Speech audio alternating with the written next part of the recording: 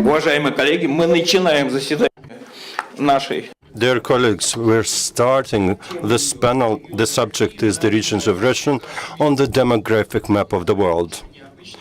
It's an unusual title for a presentation in this forum, but let me remind you, 2 years ago, in January 2017, we had a similar session. And there was a presentation of this material there, which was called the Russian Demographic List 2016. Actually, that happened at the start of 17. The data for 2015, mainly, that was the first product of its kind back then, prepared by the International Laboratory of Demographics and Human Capital, and which continues its operation right now, successfully within RANEPA. Thank you, the organizers of this conference, for inviting us and including demographic sessions in the agenda of the conference. And actually, this seminar is going to be a continuation of the previous sessions. 2 years ago, demographic list was the subject last year. The discussion was about aging, and Mr. Sherba presented back then, and he's present today. So let's continue. The main presentation, which will present two products. If you saw the agenda, you might have noticed there were some references in the agenda to publications that are going to be presented right now. Sergei is going to present them. And we also invited to participate in the discussion Vadim Zhigulin, Deputy Minister of Economic Development, Svetlana Petrova, Deputy Minister of Labor, Svetlana Nikitina, Head of Department of Statistics of the Population and Healthcare, and Anastasia Rakova, Deputy Mayor of Moscow, Andrei Nikitin, Governor of Novgorod region, Natalia Komarova, Governor of Khanty-Mansiysk Autonomous Okrug, Artem Zumov, the head of chairman of Dagestan, and Sergei Shulgin, deputy head of the laboratory I mentioned. The matters before us for discussion today is the result of the discussion of that list I mentioned, the possibility of using new indicators, evaluation of demographic development of regions, forecast until 2050, and peculiarities about the differentiation of the regions of Russia. So I now give the floor to Sergei for his presentation. It would last 35 to 40 minutes. Good morning. I'm very grateful to the organizers of this conference to create this session within the conference. And as been said already, the main subject is the regions of Russia on the demographic map of the world. This is a joint effort of the RANEPA Academy, the Institute of Applied Analysis, and the Russian Statistics Agency. We used their data. Also, it was financed partially by the European Council for Europe. They had a very big project on aging, and we used some of the data. So this is the plan for the presentation. First, we have an introduction, then we're going to discuss the demographic list generally, then demographic forecast. There was a description of the list then, and then we'll move from the description of the list to the comparison of the regions of Russia on the demographic map of the world, and then we can discuss what can be done more in this area. Why do we need this demographic list? Well, the demographic list is a very compact and convenient document providing the necessary information. Normally, in the demographic list, we present the very information that can be used by experts in the area and by decision makers. As been said already, the first demographic list was created 2 years ago. But generally speaking, in the world, that's been done for a long time. The United Nations been doing that for 20 years, a minimum, issuing those demographic lists for all countries of the world with the main demographic indicators. It's also a learning tool, the educational tool in a way. The organization for which I work in Vienna, we issued demographic lists for European countries, and it's been done since 26 every 2 years, and those lists are available in all the big offices of Europe, which shows very quickly what are the main features of associated with the population. The World Bank did issue their lists. So today, well, there's a population reference bureau in the United States, and well, they do produce those lists, and we're doing it now in Russia. So this is the team of people who participated in the effort. Some are present in this audience. This is the team who also worked out through various scenarios, scenario planning. This is the way it looks, the demographic list. Unfortunately, we don't have a pointer here, but the left-hand side is the table with all regions of Russia listed, and various indicators in columns. Right-hand side of the list, below, we have all the definitions of indicators used in the list. Left upper corner, at the level of federal regions, there's some information. A right-hand column is comparison of regions. The first top of 5 regions, last 5 regions. And also there's a list of literature, references that could be useful. And there are a number of maps there. The first map, left-hand side, is this new parameter we're using, the parameter of life of individual. That's what we call it. And there's also a table associated with it on the right-hand side. There are new indicators in this demographic list. What is in black, it's absolute indicator used for the first time. Started doing that half a year ago or so, never been used in other lists. It's being used for the first time, human life indicator. And what is not in a dark black, like in grayish, is the indicators we used in the past, including 2 years ago in the first demographic list, and we're going to discuss these as well. What do we have in the list? We have population projections in the list. How do we do those projections? Well, we take 85 regions, cities, and villages there, very detailed, with all migrational flows incorporated. As for the methodology and the instruments we used, is maybe it's very advanced. The International Institute we represent is the one using the latest methodologies there, and we're using those in preparing the list. For projections, of course, we need demographic scenarios. This is something we work out ourselves. This is not target scenarios. This is something based on temporal rows, based on demographic indicators. All scenarios worked out at aggregate levels, and for projection purpose, it was converted in age coefficients. This is a separate story, separate methodology. We can derive varying results depending on how you apply it, but that's a technical part. I hope everybody understands any projection never comes true. It is the theory of probability. There's a trajectory, but it's zero probability that the population growth trend would follow exactly the trajectory. But that gives us guidelines.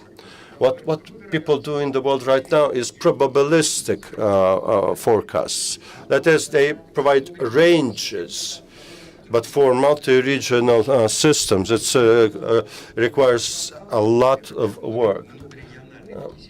So for big countries with many regions, we do central forecast without breakdown into regions. So let me show you how those scenarios that we worked out for each region, for cities, villages, how do they aggregate for the final outcome for Russia. In the middle is the longevity scenario from 2018 to 50. Upper curve is women, below is men. And in the middle, again, upper is city, lower is village, and in the middle it's village and city together. This is how the birth rate scenario looks like. By 2028, we come to a plateau. It's 1.7 plateau rate for Russia. Well, that's, of course, a separate story. You can discuss birth rates for a long time. We want to increase birth rate, but we want our women to be better educated. And these are kind of in contrast to each other. If a woman gets a good education and they would want to build a career rather than sit at home. Now, this is a situation in European countries, in Scandinavia in particular. The whole social system is devised to make sure women can combine those two functions, career and giving birth to children and taking care of children. As a result, their birth rate is very high. They have shorter working hours, preschool establishments for children, after-school establishments, and gender equality, something very important there as well. This is there in the Scandinavian countries. It is there in southern countries. But men in southern countries would not assume so much duties in taking care of the children. In Scandinavia, there's a real gender equality in terms of bringing other children. This is something which contributes to birth rate. In our country, hardly can we expect to have a birth rate of more than 1.7. So this is the projections, general projection for the population. The size of the population going down by 50-20, 137. Mortality higher than births.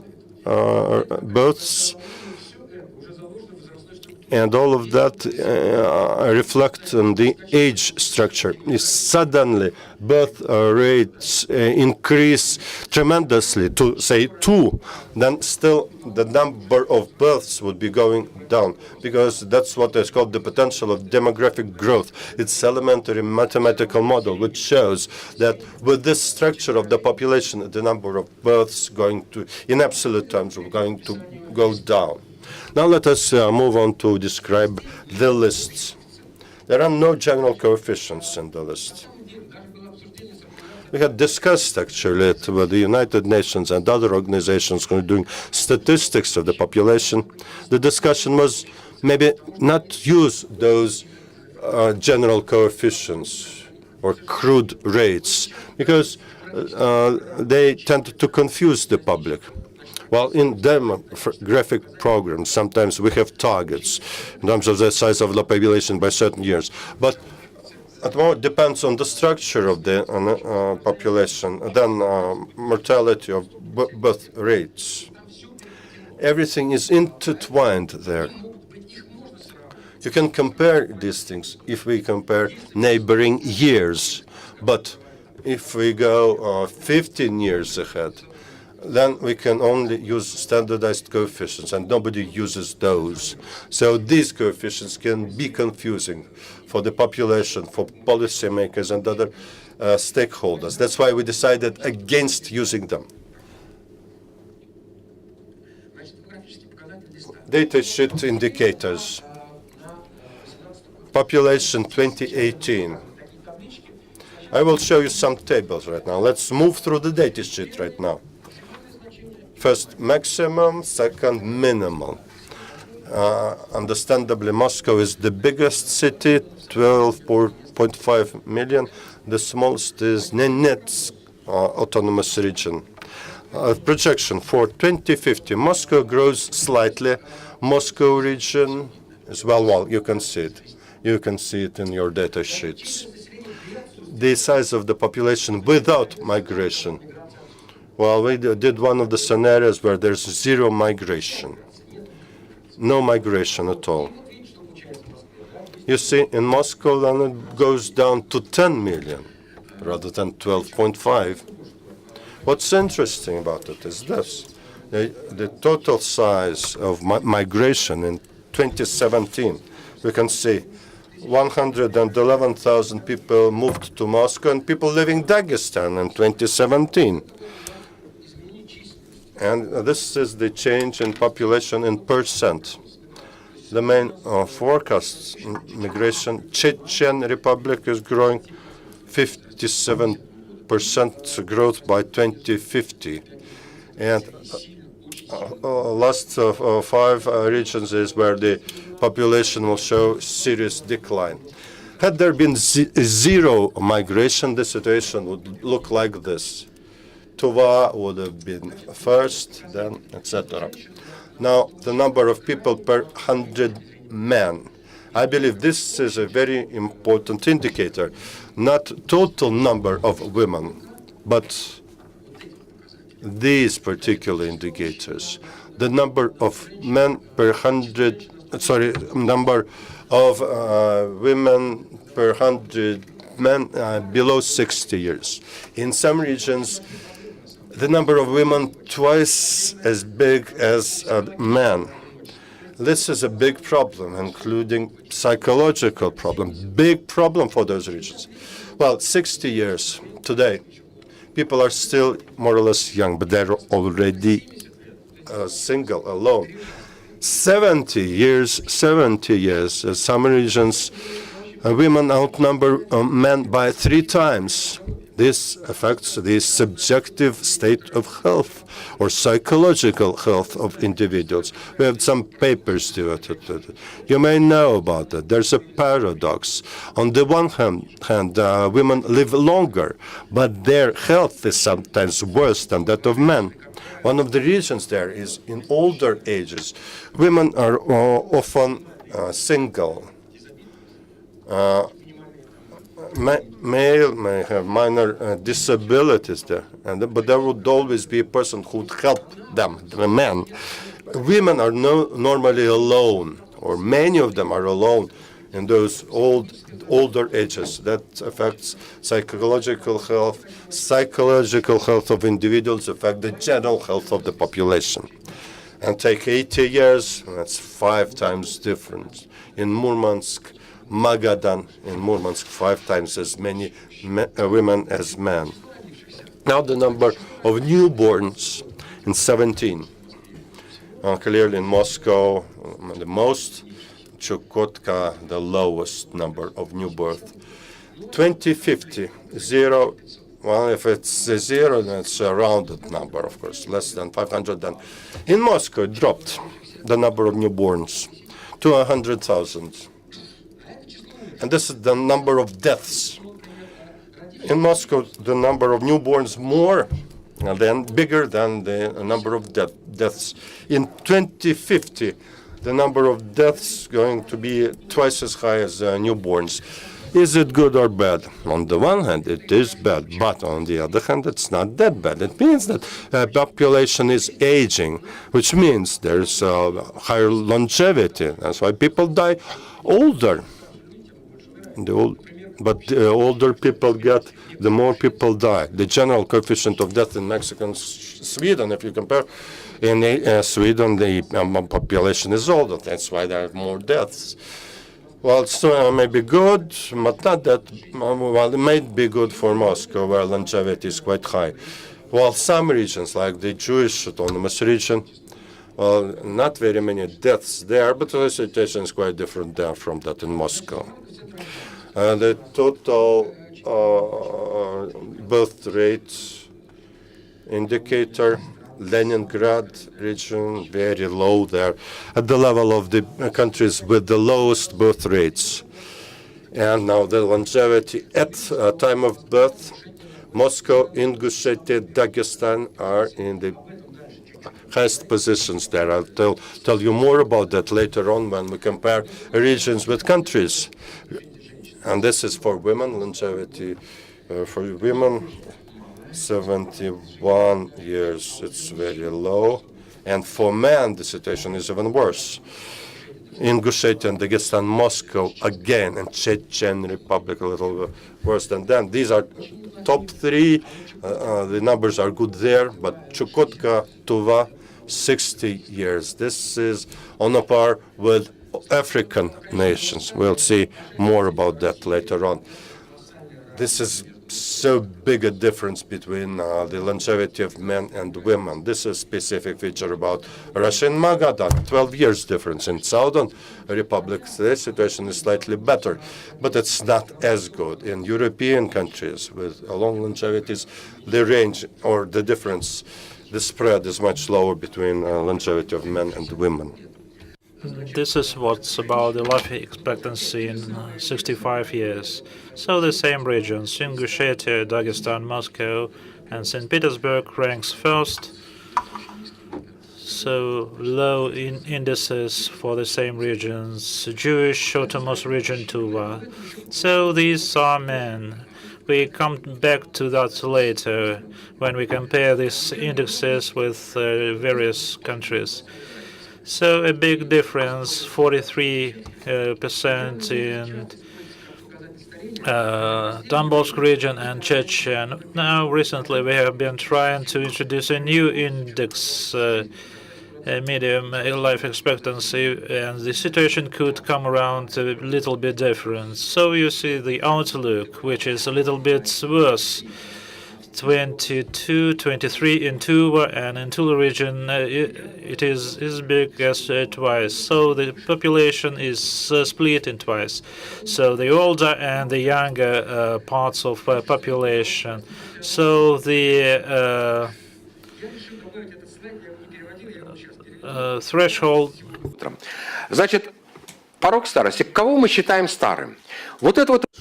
Threshold for old people. It means that 65-year-old people, this is a sort of threshold when we start that the people are old or getting older.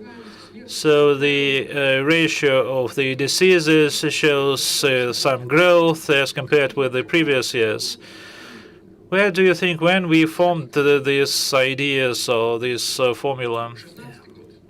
2016, I guess. In 2016, people of the age of 65, socialist Rubin said that people 100 ago are considered as old when they reached 65. So United Nations, European Union, they regard the 65 years as a threshold, and in 100 years of time, we see different worlds. People are different. I used to demonstrate a table. People that conquered Everest. Some years ago, it was 35-year-old Nepalese, and several years ago, it was a person of 85-year-old. We should take this into account. The 65 years in Japan and Burkina Faso, these are different things. In Japan, women look like young women, and in Burkina Faso, they look like very old persons. So we should consider the characteristics of the persons regarding their regions they live. It depends on the characteristics of people. They could be different, maybe some cognitive characteristics or features, physical features or characteristics. One of these features could be dynamic, when a threshold of age is considered 15 years and less. Here we see this feature presented here on the screen. We have been working on that for last 10 years, and we have been trying to introduce it, and now it is implemented by the United Nations. This is one of the main indicators to determine the old age threshold. On this slide, I guess you have all this. It shows for Tambov region where the old age threshold is shown in red. So for men and women, these are different thresholds. And this is old age threshold in Ingushetia and Moscow. They sometimes are higher, of 72 years. And in Tuva it is 66 in Ingushetia, and Moscow this is 66. This is not bad as compared with different countries, and once again, I will skip some indicators. This is the burden, demographic burden. Now I would like to come back to this indicator. What we're trying to calculate here. We now introduced a new pension age. What would be the difference between pensioners? How it is going to decrease by 2015 as compared with the previous situation? Had we hadn't changed this pension age. In Moscow, the number of pensioners decreased by 1 million, and those working would increase by 1 million. You see it on the all lists, democratic lists. We calculated this on the basis of rural or urban areas. We need to train these people. Something needs to be done with these persons, either train them or give them some jobs. So I tried to be very quick on some additional indicators. You can read them for yourself. This is the share of population above the old age threshold. Sometimes it exceeds the level of 65 or 55 years, and the shares of this population is considerably low when we compare the traditional old age threshold of 65 years. Moreover, it is a dynamic threshold. It is changing all the time. The longer people live, the lower this threshold. So the situation could turn out to be not so bad in the final analysis. So this old age threshold for the people living abroad shows also quite a decent picture. So this is the data sheet indicators for the older population. This is the situation by 2015. If we didn't change the pension reforms for one active person, we have a pensioner. Now we change the pension age, we increase it by 5 years, and the situation, like in Moscow, we see 75% of active population for 100 of pensioners. And dynamic threshold, these are people of active up to 20 years, and the older people below 70 years. So in fact, these indicators such as 40 by 100. And the last indicator is a new indicator which I would like to present you. This is a human life indicator.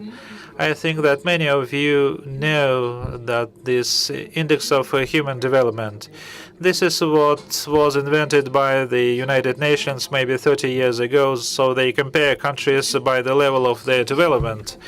So what this human life indicator includes 3 components: health, life expectancy, level of education, so a composite measure of the average number of years of education, and gross national income per capita. We have a lot of problems. It was harshly criticized, several problems, the accuracy of calculation of the components. Some of these components, the life expectancy is calculated the best because we can identify the mortality as compared with the income per capita, shadow economy, and so on and so forth. So a lot of inaccuracy in this components, and gross national income per capita, as far as I understand, it can be calculated with certain delays, and sometimes it takes much time to calculate for all the countries, like 3 years, and a lot of inaccuracy. The same is with the education, the quality of education, not the number of years of education. And in many countries, the situation is different. These components correlate with each other very much. You can find persons with a high level of development, a high education with a low expectancy. So a lot of correlation between these components. Another bad shortcoming of these human life components is interreplacement of these components. You can get one of the components used in various combinations, life expectancy and income indicator. In various countries, this additional year of life expectancy could be replaced by the various profits per capita in order to get the same level. It means that life costs differently in other countries, in various countries, and this is a very tricky place because we can calculate a different life expectancy in various countries. So methodologies are changing all the time. Practically, you can compare it and you can build time series because it's changed all the time. So we invented an indicator which was published in Population Development Review magazine, one of the advanced magazines in the field of demography and development. And we introduced the index of human life. It reflects and it is closely related with the life expectancy, but it also takes into account the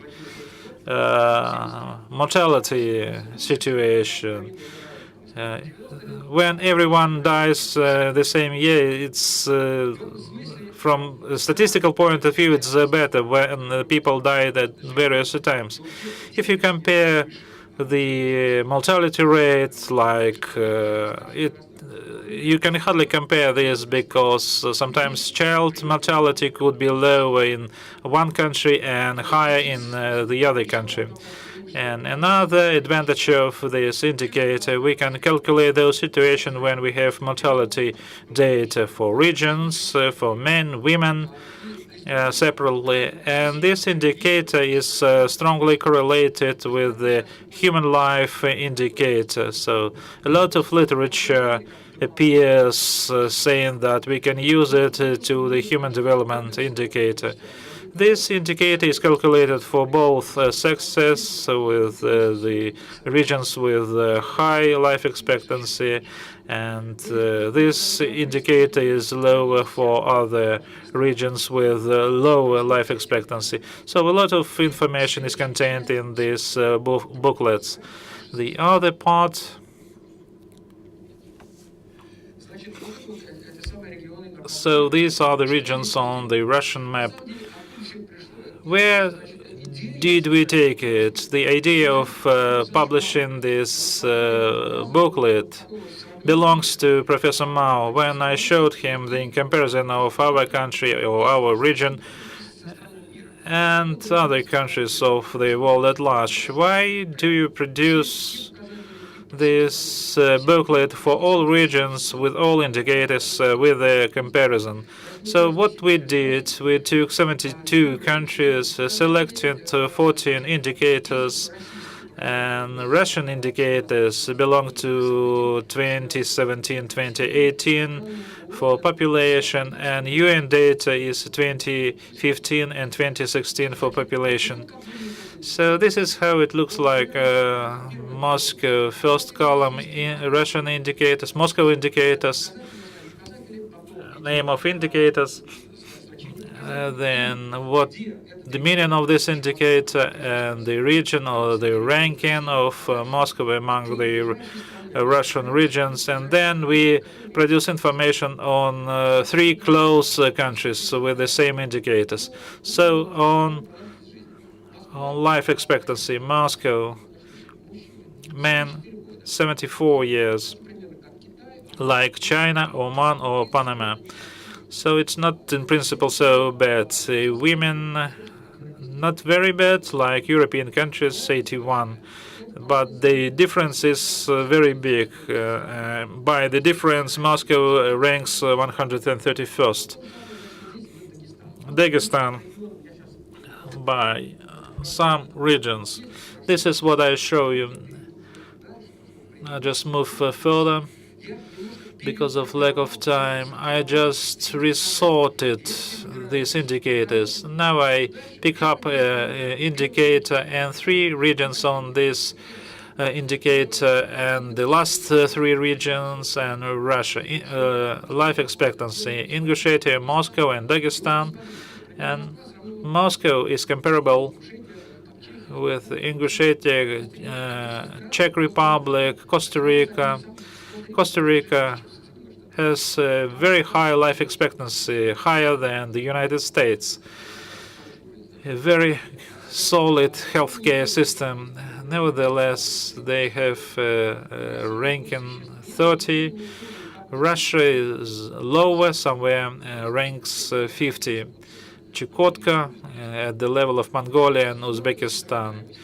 This is the gross life expectancy. Tuva is at the level of Gaiti. Russia is at the level of Canada, China, and St. Petersburg is at the level of Hong Kong, Singapore, and Korea.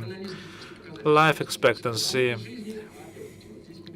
We see that first 3 regions are at the very decent level for men. You see Ingushetia ranks 18, Moscow ranks 40, Russia at the level of 90. We have region which ranks 140, 141 among the countries with the population higher than 50,000 people. So you can get it all this information from booklets. Now I try to sort this. So we ranked 170 in terms of difference between men and women in life expectancy. So the expected life expectancy, where we do not use official statistical data, we're trying to streamline them because the death rate sometimes is quite tricky.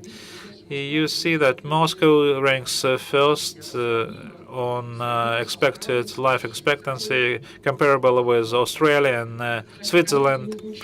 We should take into account this is the life expectancy at the level of 65 years. So you need to make it up to the 65.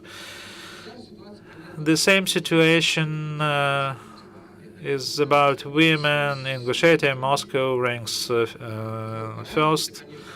The difference is this is the old age threshold. We see that Ingushetia and Moscow looks quite decent. Panama, as it turns out, ranks first by the United Nations. I talked to the people from the specific department, and they say that, in fact, they are shown as ranking first, but in fact this is not so.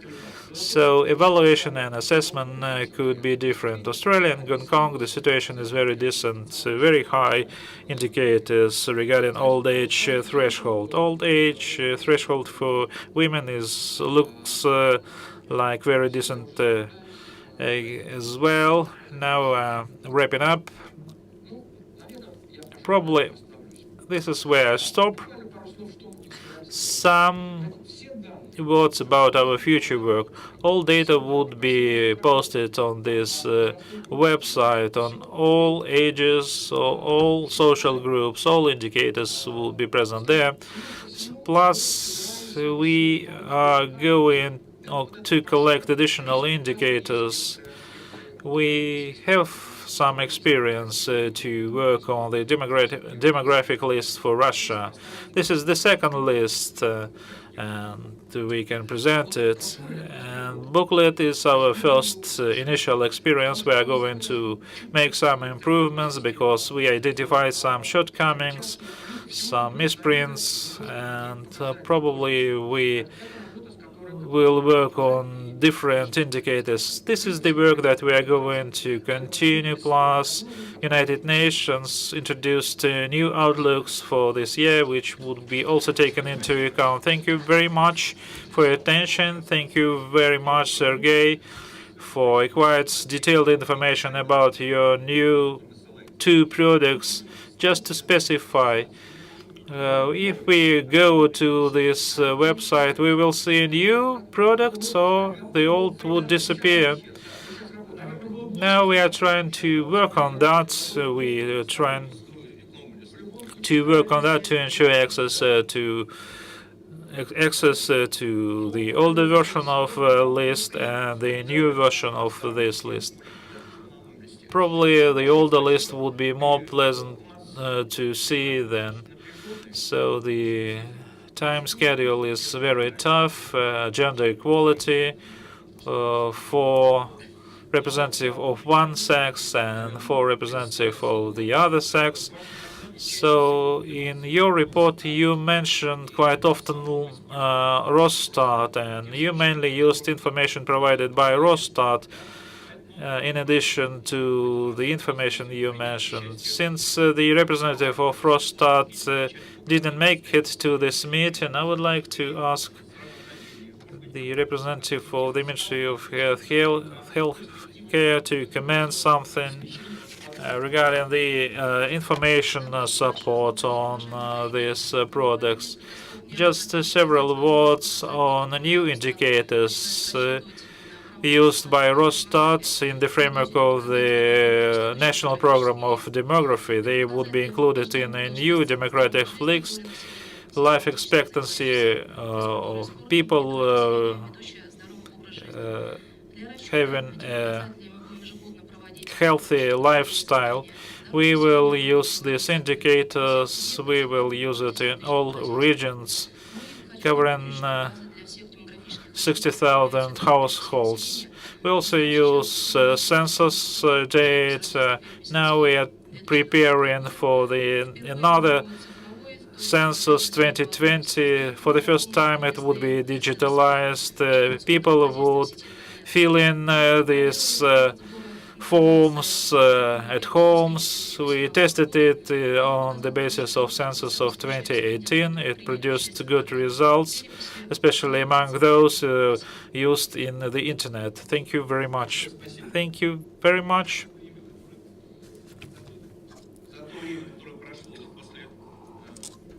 Since the previous meeting of the demographic list on a new old age threshold,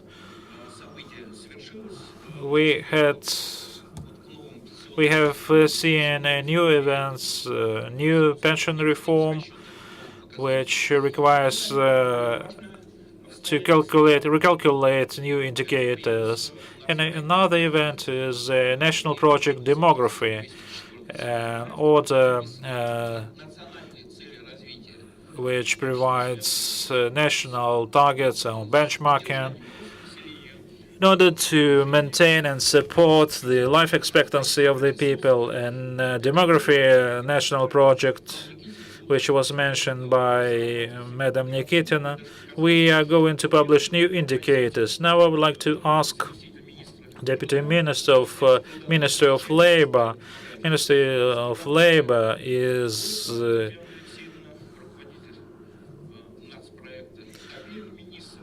in charge for these projects, and her deputies responsible for these national projects, to touch on the most difficult components of this national project. Probably, maybe Deputy Minister Petrova, which is responsible for implementation of these two federal projects on the financial support of these two components of this project. I just would like to say that this is a mutual responsibility, because not only our ministry but other regions, together with the demographic offices, are included in this project. This is interdisciplinary, intersectoral, federal, regional, and municipal projects in many instances, since basing on the outlook of the watch which has been presented just right now, we see that demographic outlooks change all the time. They are updated, and we need to take into account those trends which are forecast in making some managerial decisions. Those elements that are included in national projects, they take into account those measures which would affect or influence those complex matters which we could expect in addressing the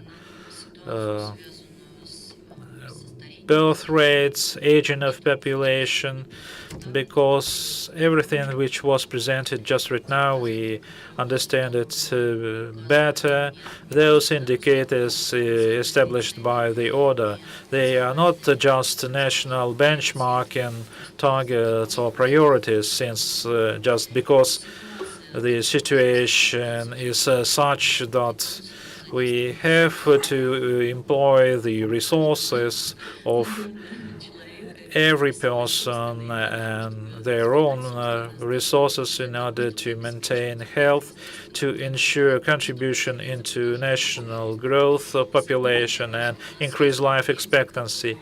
We conduct measures, and we hopefully, which would hopefully influence the birth rate, higher birth rate. Now we understand that it is very important to address the issues of household profits, and special measures are provided for that in the national projects, and some issues are related with the women tasks, not only in households but in industry, and implementing some additional. We provided for some additional measures related to employment and governmental, non-governmental services in schools and kindergartens, so that to send kids to preschool institutions, or provide some possibilities for women to do it at homes. We also envisage some forms of employments in rural and urban areas, depending on the priorities of the development of the regions. We're trying to create a list of professions for retraining or increase employment. These measures are oriented at various groups of populations, not only women or people at the pre-pension stage or who are pensioners, some measures to support employment or retraining of these groups of people. I do hope that these measures would finally provide some results in order to maintain activity of these people. These are the key factors, and clearly affects the targets regarding the birth, growth, life expectancy, and quality of life. These projects include various matters, intersectoral interaction, and what is more important is to ensure monitoring using not only statistical data, but also available information systems. And those assessments that are, in fact, Svetlana Nikitina mentioned, we hope that they would be implemented annually. We provide some funding, and we do hope that we will have a possibility to make assessments and to get assessments by RAMHIX and other educational institutions. And because without these experts' assessments, we can hardly respond to the changing situation. And of course, these changes are expected. They are risky. Everything is related with life expectancy, which would create on the active population, create some burden on the active population. But we would be regarded as civilized European state seeking to increase the potential and significance of every person. With the death rates that we have right now and life expectancy that we have right now, and we see those numbers for each of the regions here, seeing these numbers, well, we can realize here that the situation is not optimal. We want to find ways to improve this situation. Of course, we're a very big country, and demographic tendencies in each particular region are different and depend on the situation that is there inside the region. But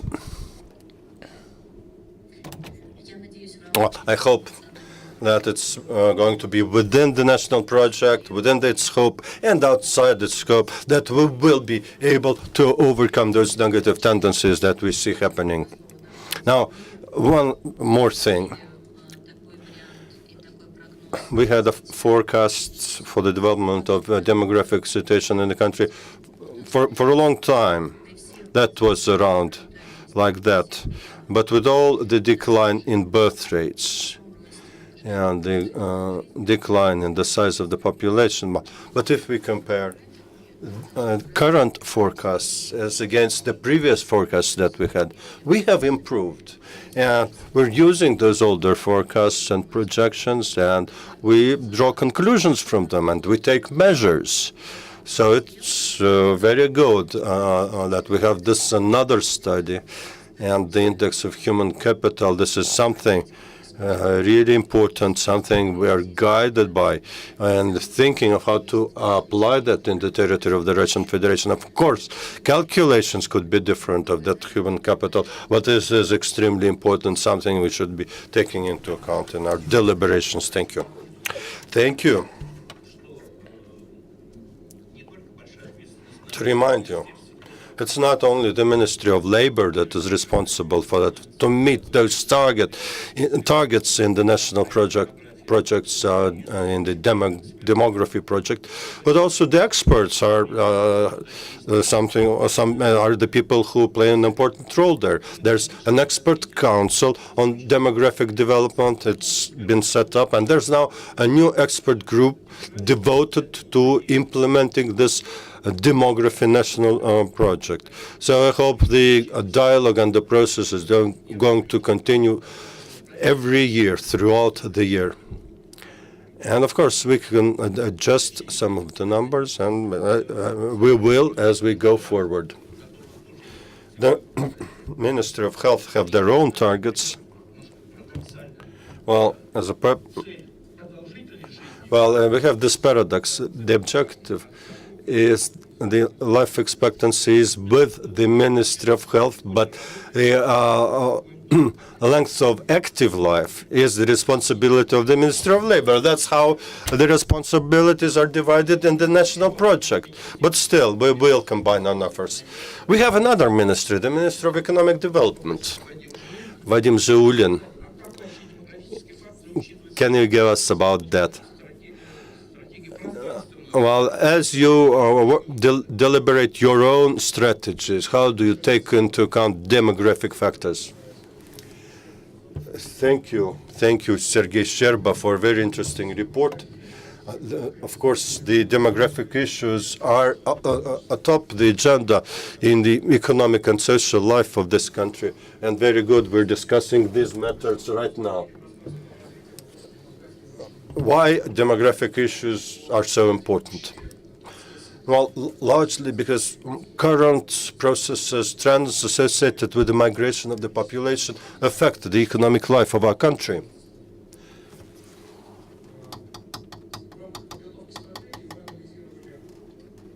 As we prepared the strategy,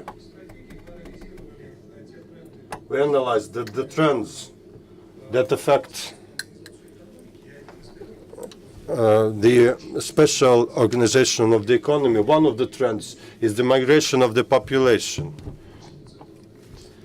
and concentration in the centers of economic growth. In practice, many regions, a little more than 15, and the concentration of the population changed a lot because of migration.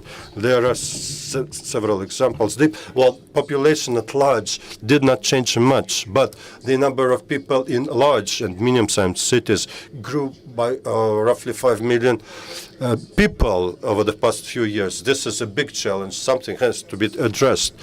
What would that lead to? It leads to fewer people in many territories, bigger load on infrastructure of big cities, which are growing rapidly. The question is, why is that happening? And demographic experts, of course, should pay attention to that, try to find answers. Well, largely, this process is explained by the fact because there's direct dependency between migration processes, both domestic migration and migration from other countries, and the condition inside the territories which are affected by migration.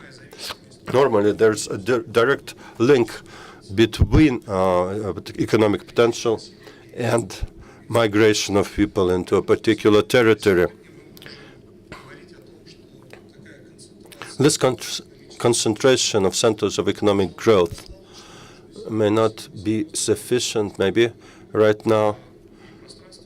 So in terms of territorial policy, the development of the economy, we need to focus more on increasing the number of centers of growth, decentralizing effectively the economy of Russia. This slide shows the existing migration processes over the past few years.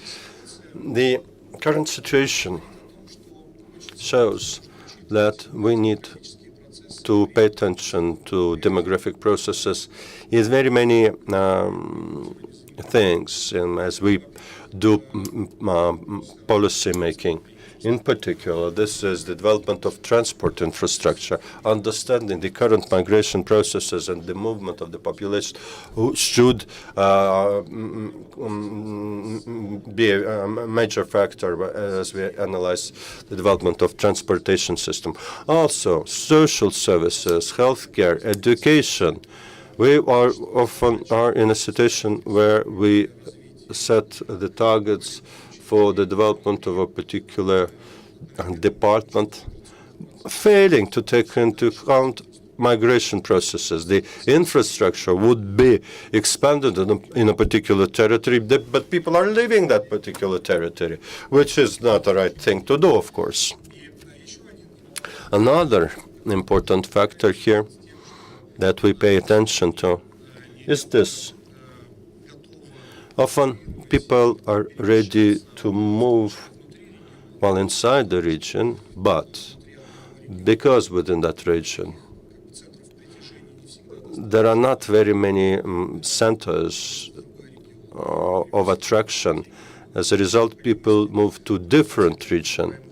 So what we're discussing right now, creating regional centers of economic growth. Normally, it's a second or third biggest city inside the region with great potential for growth. They may become new core, new markers for migration processes inside the country.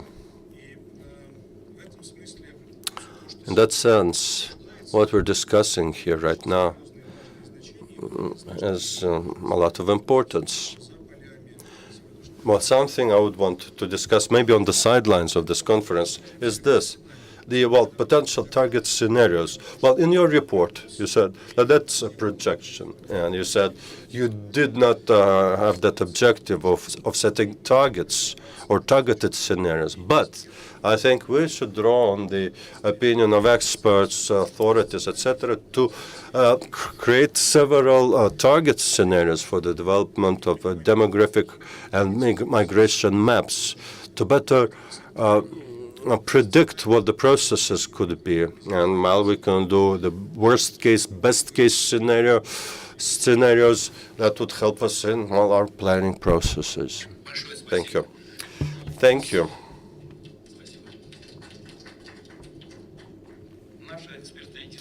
Our expert discussion is devoted to the issues faced by the regions. So it is my honor and pleasure to give the floor to the regions right now. Andrei Nikitin first, head of Novgorod region. He has plans. He has some other events to visit today, so he's short of time. So I give the floor to them first. Well, their birth rates is 1.6, like in Canada. Death rates is like in Kuwait, the same death rates. So let's hear what they have to say from Novgorod region. Thank you. Indeed, Novgorod region, while in terms of demographics, we do not look very nice on this document. In some of the charts were in the 5 worst regions. And the demographic situation indeed has not improved much. But we have our plans. What do we plan for us to do in the near future?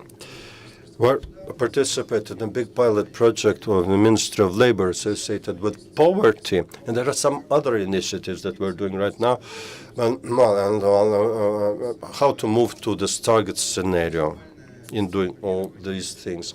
I believe you should stimulate the benefits for the families to have more children, to motivate them to give birth to more children. We are making payments to such families from the regional budgets, although the funds there are scarce, but still we do our utmost. Families have more than 2 children. And the second objective that we have in the Novgorod region,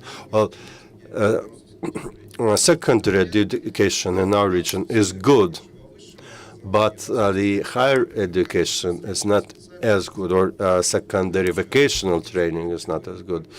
As a result, people who leave school, secondary school, they leave the region as well, go to Moscow or some other cities. So that's another challenge that we're facing in terms of professional training, higher skilled specialists, higher pace.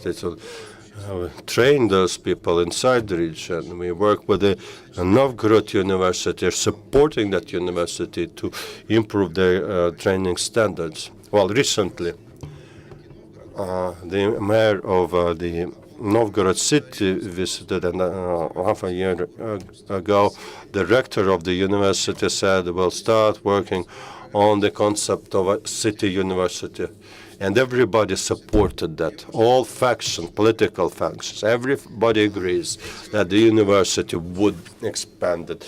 And this is good. So we have a consensus on that. Another thing is jobs.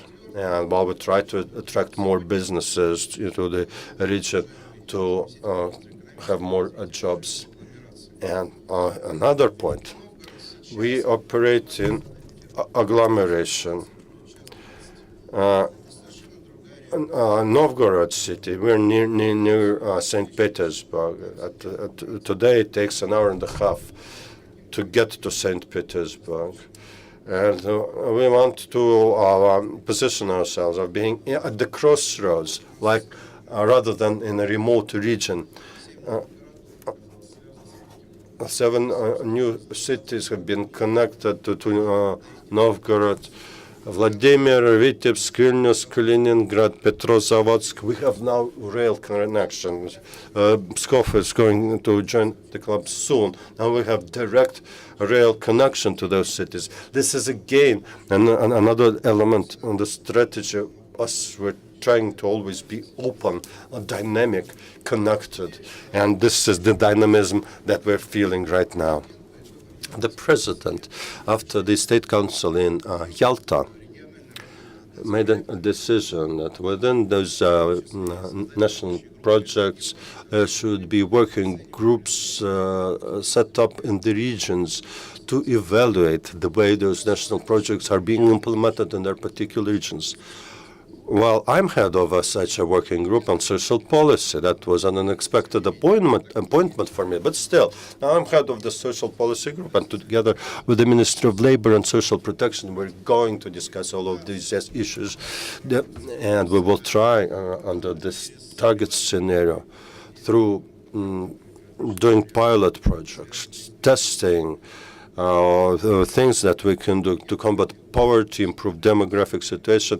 Well, within that framework, well, I invite all experts participate in that effort. That's going to be very important to us. Thank you. Now I'd like to give the floor to a representative of the biggest region present here, Deputy Mayor of Moscow for Social Policy, Anastasia Rakova. 12.5 million people and 7.5 in the Moscow region. Together, it's 20 million people. A very important region, of course. Moscow has a good life expectancy.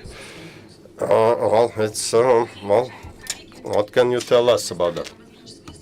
Thank you for this opportunity to speak here. Of course, the results of those ratings are positive for us. We're number 2nd in the country on main demographic indicators. This is good. Only after Ingushetia, and we're ahead of other North Caucasus regions. Historically, they had very long life expectancy and big families. And being 2nd is very good, of course. What makes her ever more pleased that the expected lifespan of men and women who are now 65 years of age, it's 21 more years for them to live. And the gap between men and women in Moscow is narrowing, which is also very nice. In this sense, we are leading the country. This makes us happy, but that imparts additional responsibility upon us. This is an additional challenge for us in terms of how to further improve all those issues, including how to support those older people, in the social area, healthcare, etc. The level of education, the environmental situation of Moscow, and healthcare situation. These are important focal points for us. The data we're using in our daily activities are close to what we see in the data sheet. In 5 years, we expect 500 more people over 65 years of age. and 300,000 of those 500,000 would be older than 70 years of age. And this correlates, of course, with the results of the data set. Well, and the threshold of old age in Moscow is one of the best in the country. Indirectly, this is corroborated by the data on employment of pension-age people employment. In Moscow, every fourth of citizen of Moscow is employed in pension late, and 1 in 7 works until 70 years of age. Now, this corroborates that the old age threshold in Moscow is quite high. But that sets additional challenges for us. How to improve the social support for these people. Discussed poverty here at this table, and that more older age people require more support. But in Moscow, the social support system is quite well developed. The social standard of minimal earnings of a person on a pension is good enough. It's above poverty line, and actually the retirement benefits that they get is 50% more than the objective poverty line. But buying food and is not sufficient, of course, for a good lifestyle. They want more services. So what we're talking about when we say social support is not only pension benefits we're talking about, but the creation of new social institutes that had not been there in the past. What we're talking about here, something we're working on right now. We have a system, our program, which is called Active Longevity. Every Muscovite of retirement age in each geographical area of Moscow has a possibility of getting a variety of services, including things to help them with leisure.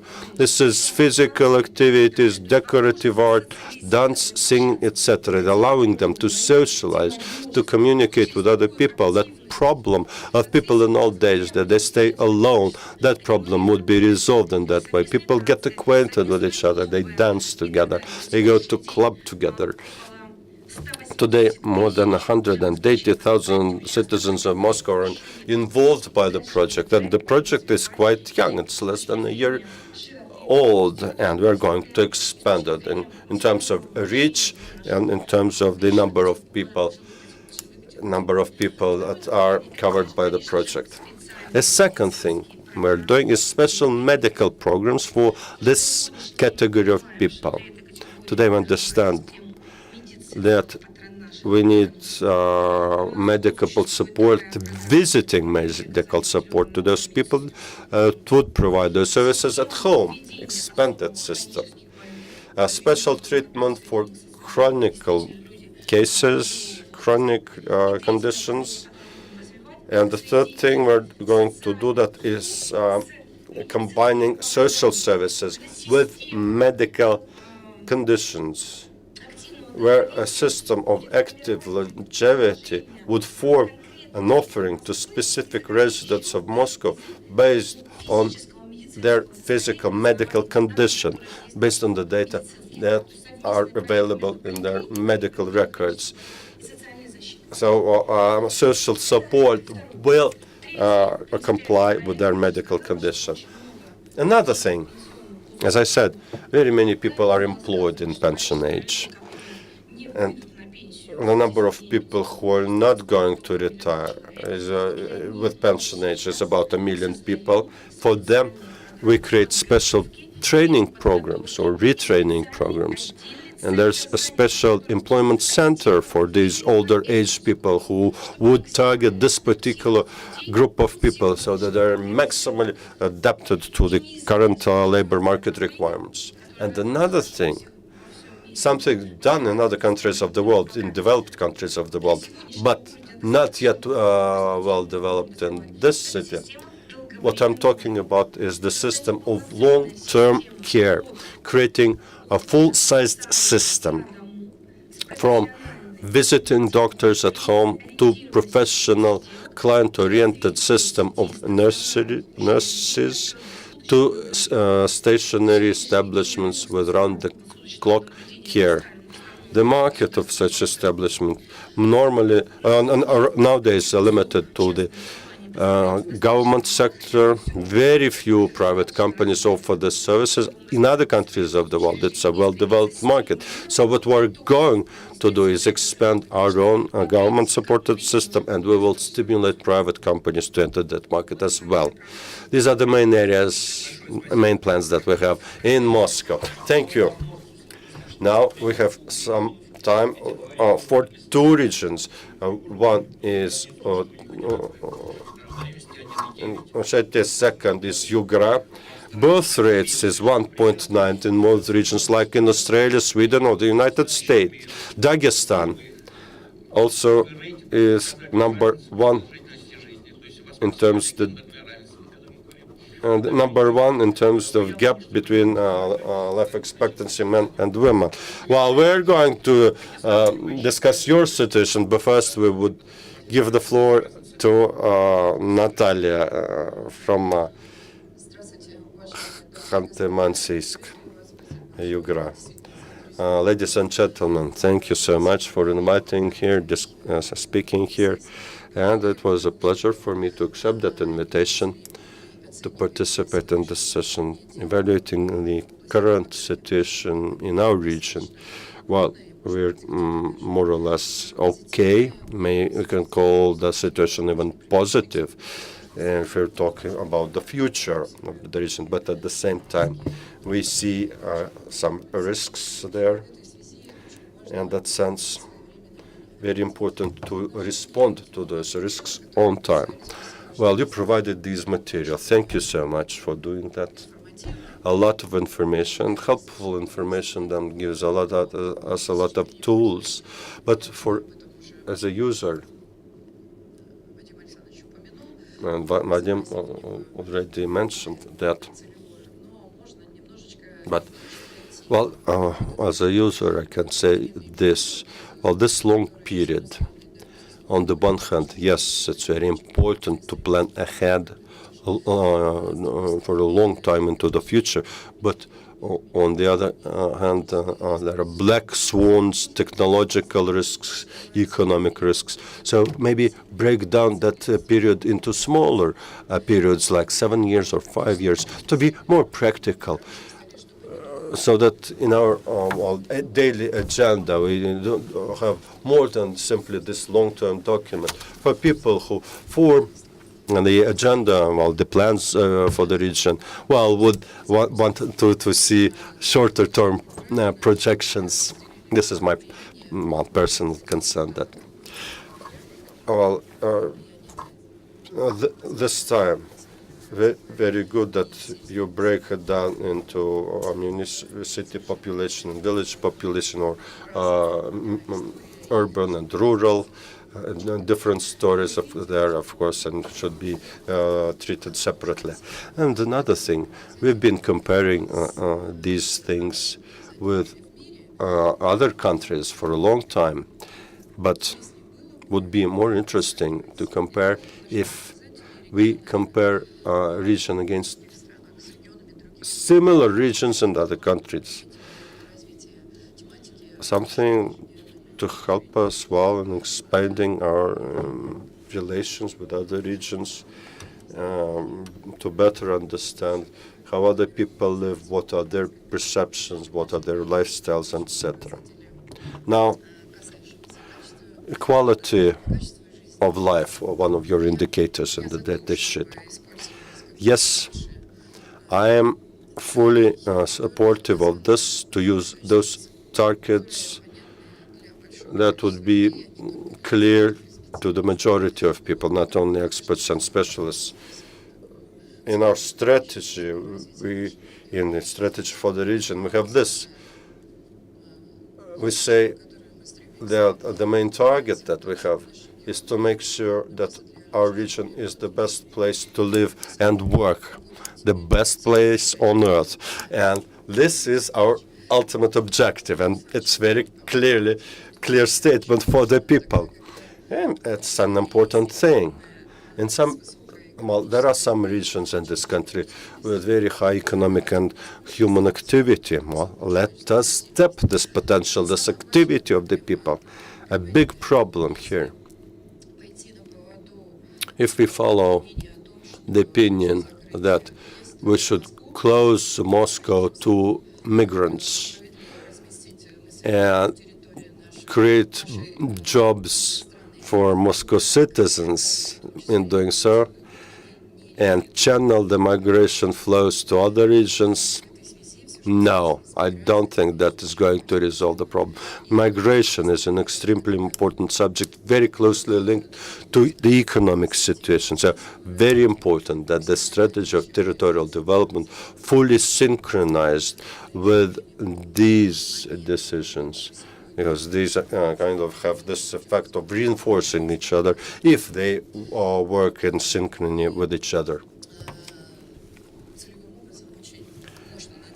We have those targets. Our objective is to develop the human capital in the region.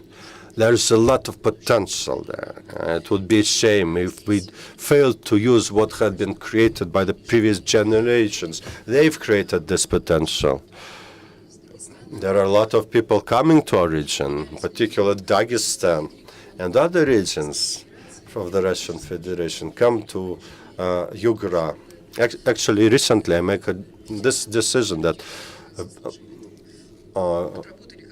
retired people who worked for a long time in the Arctic regions of Russia, outside, not necessarily in Yugra, would come, invite them to come to live after retirement to our region, and they will enjoy the same social package like the people who lived in the region for their whole lives.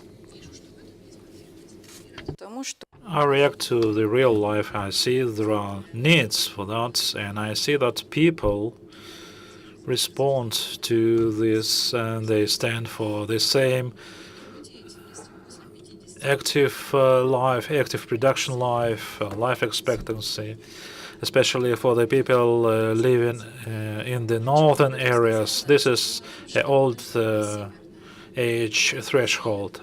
I started from the words of saying that our country is a northern country, and there is no need to cut off 60% of this territory.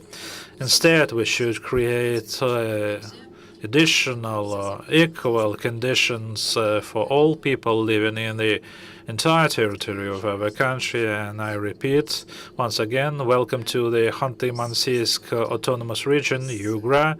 We have jobs to offer. We have beautiful and correct human relations, and we would welcome you no matter how old you are. Thank you very much. We are running out of the time. Sergei will try to respond to your question, and I will give the floor to the next speaker, and we need to evacuate this room as quickly as possible. What is presented here is 2015. We have all trends from year to year and on rural and urban areas. So the last speaker, Artem Zlomov, please try to fit in a very brief period of time. You know, your region is the best in terms of birth rates, several words, gender principle. Dagestan is always speaks last, but you should take us into account. Birth rate is high, life expectancy is high. If you look at the outlook for 2015 in Russia, then the share of those born in Northern Caucasus would be increasing. So the image of the modern Russian would change as well. What I would like to say, we need to deal with the promotion of the quality of human capital. Once we're a region which provides production capital to other regions, it is necessary to ensure their proper training, professional training, moral training, and so on and so forth. This is a common task we face. We have some regions with the deficit of production human capacity, and we can lend you a helping hand in that. As of today, we're trying to use best practices dealing with the production population. We're trying to keep it in our region. We're trying to create additional jobs. This is the main focus of our activities, but there are some additional programs, and we need to take them into account. Sergey, you said a very interesting thing, like it should be taken by the federal agencies. So women, in order to ensure a better birth rate by women, men should live a decent life. But you should use the experience of those republics, which provides for better indexes. In Dagestan, we have good, solid, decent women. So let's use best practices not only from a point of view of economy, but from a point of view of the human contacts. So it is better to ensure better quality of life using these approaches. Just let me use 1 more minute to conclude this meeting. Of course, it would be more interesting if more regions have taken place. 5 years ago, Minister of Labor prepared a document on a set of measures to improve demographic situation, and these documents contained recommendations to the regions to set up the advisory board to monitor the situation inside the regions in terms of implementation of the regions, implement additional measures. Had I had more time, I would ask more questions regarding training to implement these indicators, and whether regions are prepared to help the government and Ministry of Labor, which is responsible for this program. Thank you very much for taking part in this expert discussion.